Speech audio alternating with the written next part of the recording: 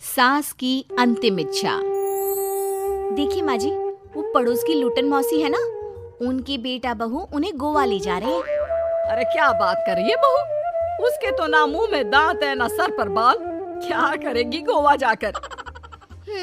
अपनी अपनी किस्मत है माँ जी, लूटन मौसी मरने जो वाली है?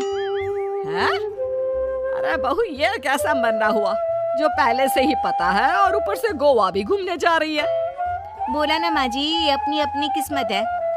बात हुई थी मेरी लूटन मौसी की बहू से, बोल रही थी कि चलो दवाई में जो पैसा लगेगा वो गोवा में लगा देते हैं। सास को बहू की बात से पता नहीं क्यों नफरत की बदबू आ रही थी, लेकिन वो कुछ नहीं कहती और कमरे में जाकर लेट जाती है। क्या बात है, लूटन के तो मजे ही मजे है। वैसे आइडिया बुरा नहीं है, थोड़े से पैसे लगाओ और सीधा गोवा की सैर। मैं भी चलती हूँ गोवा। अगले रोज सास तय वक्त पर उठती नहीं। अरे देखो जी, माँ जी अब तक उठी नहीं।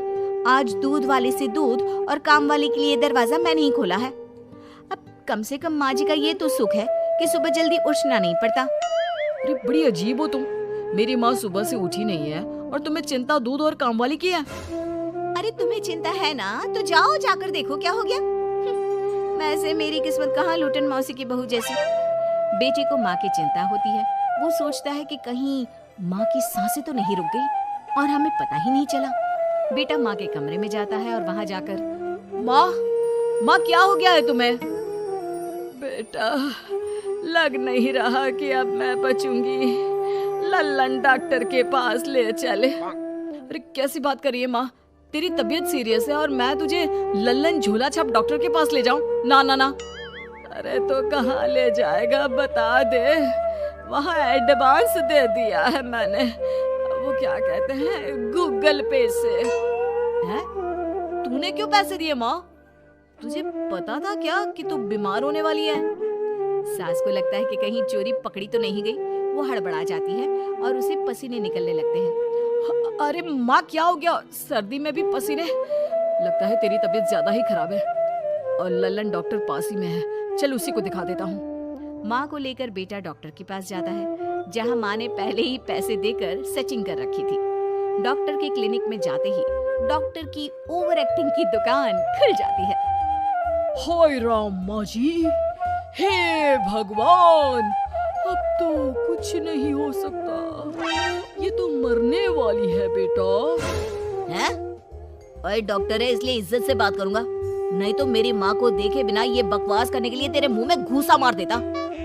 अरे ना ना बेटा, ऐसे मत बोल, वो डॉक्टर है, उसे वो दिख जाता है जो किसी को नहीं दिखता। हाँ माँ, शायद तू ठीक बोल रही है। डॉक्टर क्या दिखा आपको? हमारे डॉक्टर जी, जिन्होंने पहले से ही माँ से बोलने के पैसे ले रखे थे। यमराज, काला भैंस, वो तुम्हारी माँ को ले जा रहा है, ले जाओ इन्हें। यार माँ, ये डॉक्टर ही है तांत्रिक, क्या क्या बोला जा रहा है?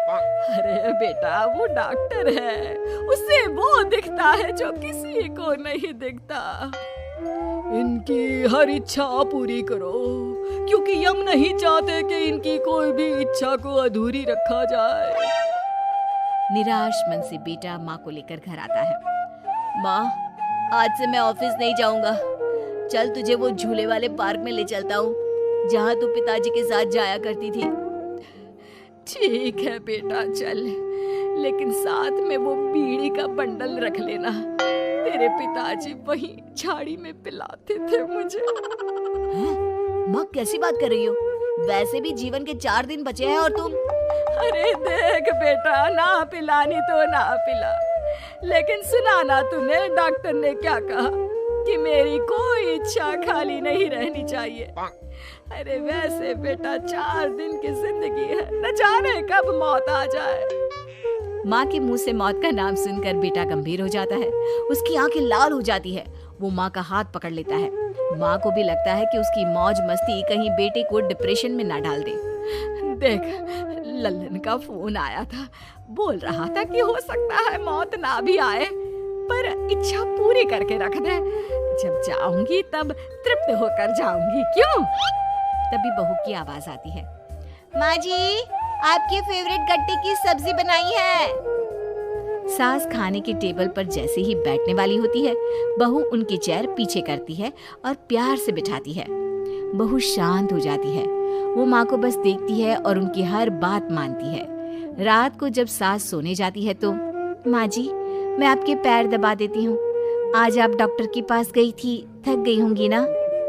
बहू का प्यार देखकर सास को हैरानी होती है। वो समझ नहीं पाती कि जो बहू उनके मरने को अपना भाग्य बताती थी, वो आज जब सास मरने वाली है तो दुखी क्यों हो रही है। क्या सोच रही है माँ जी? यही ना कि मैं ऐसा क्यों कर रही हूँ। माँ जी मैंने आपको हमेशा अपनी माँ माना है। माना आपसे नाराज होती थी, परेशान होती थी, आपकी बातें चुभती थी, लेकिन यकीन माने प्यार बहुत है आपसे मुझे। सास बहू को गले लगा लेती है। अरे तू क्यों मोह में डाल रही है? आज नहीं तो कल मुझे मरना ही है ना। बहू रोने लगती है और वहां से चली जाती है। अब तो सास आए दिन कोई ना कोई डिमांड करती जिसे बच्चे पूरा करते। मुझे ना वृंदावन जाना है, कृष्ण की नगरी देखने। जी माँ जी हम आपको लेकर चलेंगे। माँ मैं कल ऑफिस से छुट्टी ले लेता हूँ। बेटा अब आए दिन छुट्टी लेता और माँ को घुमाता फिराता। एक दिन बॉस कहते हैं, रमन क्या बात है? मैं देख रहा हूँ पिछले 1 महीने से तुम ना काम करते हो ना दाम, बस सारा दिन इमोशनल से बैठे रहते हो। ऐसे में तो कंपनी तुमको और नहीं रख पाएगी। मैं खुद ही नौकरी छोड़ने की सोच रहा था बॉस। वो क्या है कि माँ का आज नहीं तो कल कभी भी देहांत हो सकता है। इतना कीमती समय मुझे तो पल पल उनके साथ रहना होगा। पता नहीं कब वो मुझे छोड़कर चली जाए। और बेटा नौकरी छोड़ देता है। माँ मैंने नौकरी छोड़ दी है, आज से मैं तेरे पास रहूंगा। माँ जी मैंने भी बच्चों का नाम स्कूल से कटवा दिया है, अब हम सब आपके पास ही रहेंगे और आपकी सारी इच्छा पूरी करेंगे। अब सास को लगता है ये तो कुछ ज्यादा ही हो गया। अरे बेटा नौकरी नहीं करेगा तो खाएगा क्या? बच्चे स्कूल नहीं जाएंगे तो साल बर्बाद हो जाएगा। वो समझ नहीं पाती कि क्या करे, कैसे ये ड्रामा खत्म करे। बेटा बहू तुम लोगों से एक बात करनी थी। देखो मैं ना बहुत शर्मिंदा हूँ, मैंने झूठ बोला था, मुझे कुछ नहीं हुआ है। वो तो ये बोलकर सास सारी बात घर वालों को बता देती है। माँ सच्ची? हे भगवान मैं जानता था माँ को कुछ नहीं होगा। वाह माँ जी ये तो बहुत अच्छी खबर दी। मैं तो हलवा बनाने जा रही हूँ। तुम लोग मुझसे नाराज नहीं हो? नहीं माँ जी हम बहुत खुश हैं कि आपके मरने की खबर झूठी है।